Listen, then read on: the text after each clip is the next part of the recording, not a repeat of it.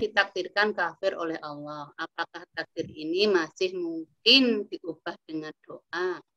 Karena jadi ada kekhawatiran kalau takdir itu ditetapkan ke diri sendiri, keluarga atau orang-orang yang kita sayangi. Itu loh, Bu. Enggak, baik. Masya Allah, Ibu Sari ya, barakallahu fikum. Masya Allah, pertanyaannya luar biasa ya. Ini tentang salah satu rukun iman kita itu terhadap qada dan qadar, ya Ibu ya. Qada itu adalah apa yang menjadi sesuatu yang nyata ya, di hadapan kita dan terjadi gitu ya.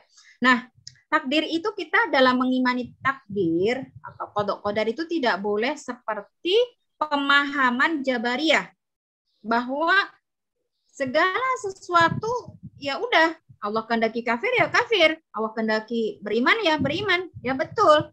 Tapi kita harus memahaminya dengan benar. Nah, salah satu mungkin yang bisa membantu kita untuk menjawab pertanyaan ini adalah hadis qudsi yang disampaikan oleh Allah Subhanahu wa taala dengan sangat jelas. Allah berfirman, ini hadisnya hadisnya bukan ayat, hadis qudsi. Ya ibadi kullukum dhalun illa man hadaituhu fastahduni ahdikum. Ya. Sesungguhnya wahai hambaku, sesungguhnya aku ciptakan kalian itu dalam keadaan sesat. Ya, sesat itu tidak tahu apa-apa, dolin, ya, tersesat. Tapi Allah menginginkan fastahduni, carilah hidayah, carilah petunjuk, ya, ilmu yang menghilangkan, menjauhkan dirimu dari jalan kesesatan. Ahdikum, ya, ketika upaya permohonan, permintaan, perintah Allah tersebut kamu lakukan, maka aku akan beri kalian hidayah. Nah, seperti itu. Jadi, artinya Allah menetapkan sesuatu itu tidak pernah lepas dari ikhtiar kita, sebab musababnya. Ya. Seseorang ditakdirkan oleh Allah menjadi kafir, tapi Allah tetapkan jika dia berupaya mencari petunjuk, maka Allah bisa merubah ke ketetapan yang lain. Maka dari itu ada kejadian yang memberikan kita pelajaran tentang ini, Ibu. Ya. Saat itu terjadi badai pasir yang sangat besar. Umar bin Khattab lari menyelamatkan diri, ya, dari tempat tersebut. Kemudian ada salah seorang sahabat yang menegur, wahai Umar, kenapa kamu harus takut dan lari? Bukankah ketika Allah tidak menghendaki kita binasa, meski kita berada di tempat ini, kita tidak akan binasa? Nah, apa jawaban Umar? Ibu pernah mendengar kisah ini?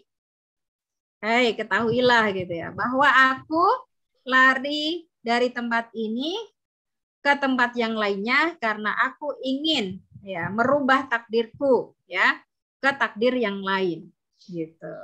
Ke takdir yang lain. Allah ya bisa jadi kalau kamu tetap di situ nggak melakukan ikhtiar, kamu binasa. Tapi kalau kamu melakukan ikhtiar, maka kamu akan selamat. Allah menghendaki kamu sakit, tapi kalau kamu ikhtiar untuk sembuh, maka kamu akan disembuhkan. Kalau kamu tidak ikhtiar, maka akan tidak disembuhkan. Nah, seperti itu. Makanya itulah dalam surat Al-Mulk juga sangat jelas gitu ya, bahwa apapun yang menjadi kehendak Allah, apakah baik atau buruk, itu liyabluwakum ayyukum ahsanu amala, untuk menguji kita. Ya. Dari musibah, ketetapan Allah itu bagaimana reaksi dan sikap kita. Itulah yang membedakan juga antara ujian dan musibah gitu ya. Sama-sama kejadiannya, misalnya orang ditimpa bangkrut dalam usaha begitu ya. Tapi dengan kejadian tersebut dia belajar, dia berusaha memperbaiki diri, maka Allah akan mengangkat derajatnya menjadi hamba yang lebih tinggi kedudukannya.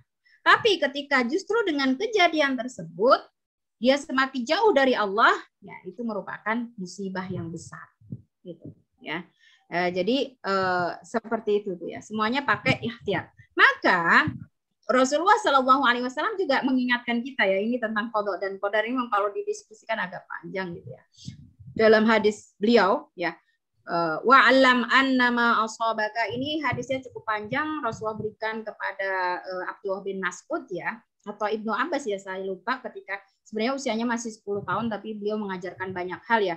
yang dimulai dengan ihfadillah itu ya. Nah, salah satu potongannya di akhir adalah wa'lam annama asabaka lam yakun liyukhti'aka wa ma akhta'aka lam yakun liyusibaka.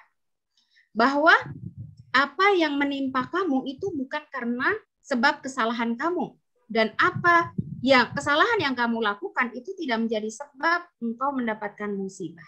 Kenapa? Karena semua yang engkau alami itu tidak lepas dari masyiatullah. Nah, seperti itu Ibu-ibu. Maka lanjutannya ya, kalau ada semua orang berkolaborasi untuk mencelakai kamu, sungguh mereka tidak akan mampu mencelakai kamu kecuali dengan sesuatu yang sudah digariskan oleh Allah. Ya. Atau akan menyelamatkan kamu, kamu tidak akan selamat kecuali atas yang digariskan oleh Allah kepada kamu. Kok tadi bertentangan dengan hadis yang lain? Nah, di sini pentingnya kita untuk menyatukan dua dalil yang kontradiksi ya, yang bertentangan ya, itu di dalam usul fikih ada kaidahnya gitu ya.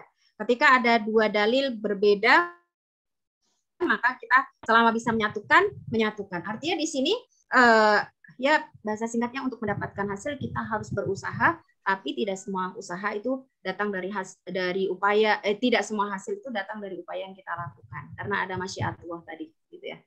Itu untuk mendapatkan hasil kita harus usaha, meskipun tidak semua hasil datang dari usaha kita. Nah, seperti itu ya Bu ya.